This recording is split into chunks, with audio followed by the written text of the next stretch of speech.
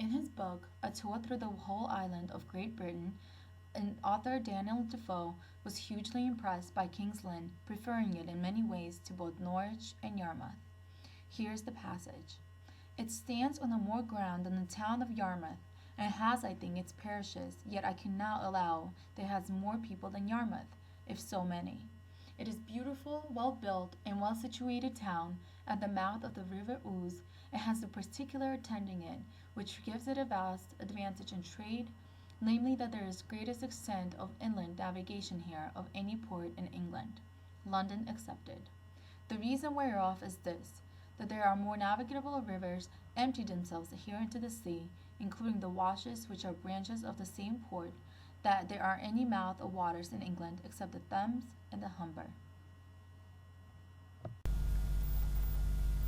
King's Lynn was originally known as Bishop's Lynn and began to appear on records in 1101.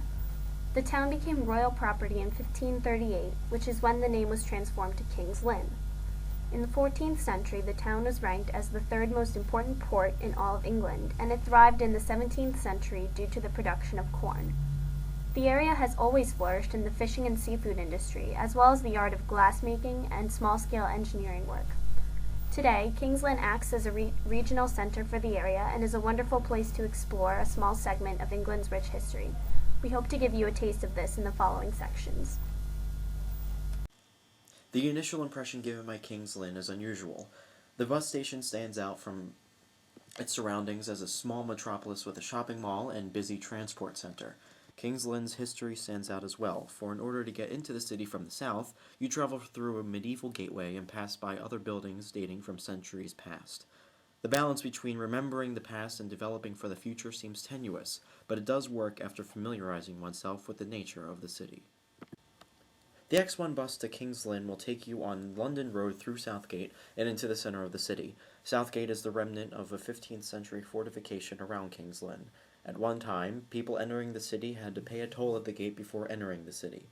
After its initial function faded away, several restoration projects took place at the turn of the 20th century as London Road was expanded.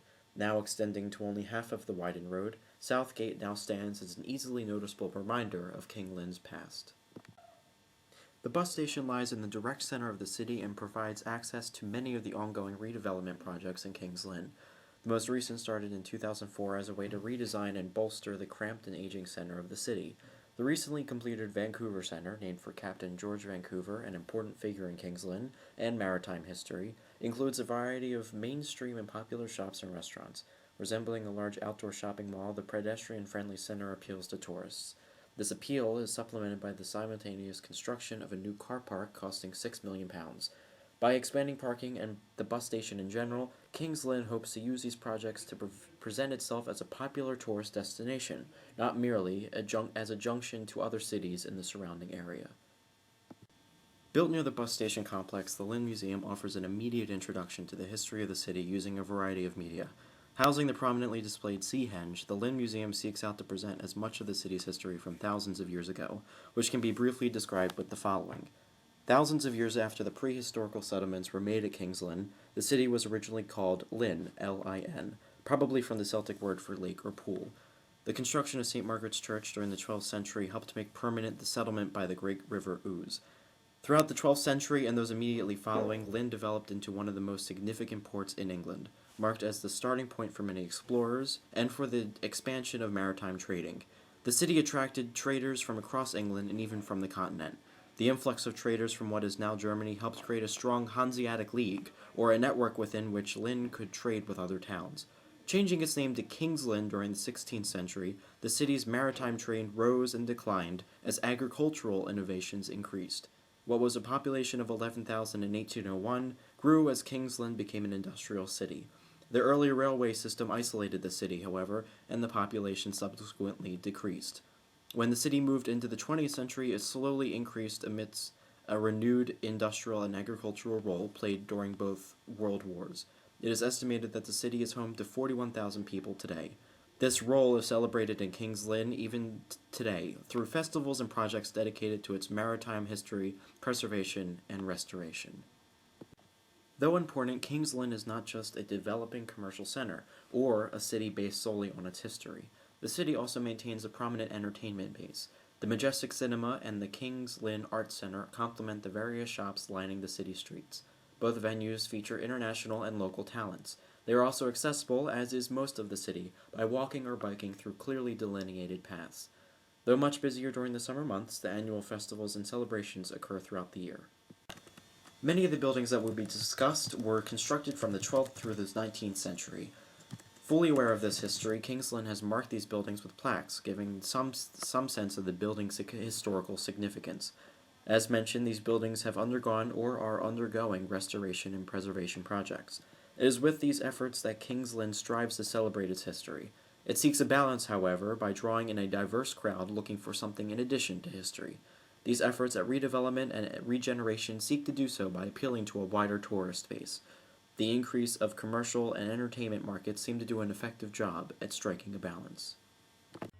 St. Margaret's Church, located in the historic surroundings of the Saturday Marketplace in the heart of King's Lynn, was founded by the first Bishop of Norwich, Herbert de la Singa, in 1101. The church was built at the request of the local people.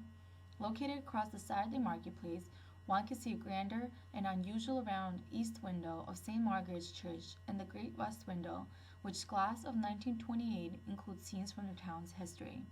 As a small prosperous town quickly grew up between the Parfleet and Milford Streets, King's Lynn became known as the first medieval town, and St. Margaret's remained as one of the largest churches in the country.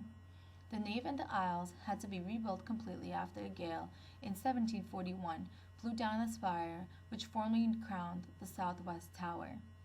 The contemporary furnishings provided for Beddingham's cautiously Gothic shell were cleared away by the Victorian restorers.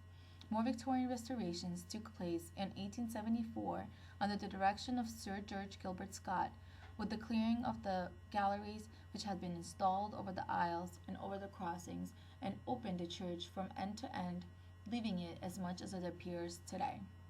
As mentioned, the church stands near the historic Saturday Marketplace, where a separate charnel chapel of St. John stood from 1384 to 1779. With a row of butcher's shambles in front, the new shambles were built with a grammar school room above, and demolished in 1914 to enlarge the marketplace. With restorations taking place over the years, it is believed that only the bottom portion of the southwest tower is the original structure that was built in 1101. Also, the original St. Margaret's Norman Church survives in the interior arches of the western towers.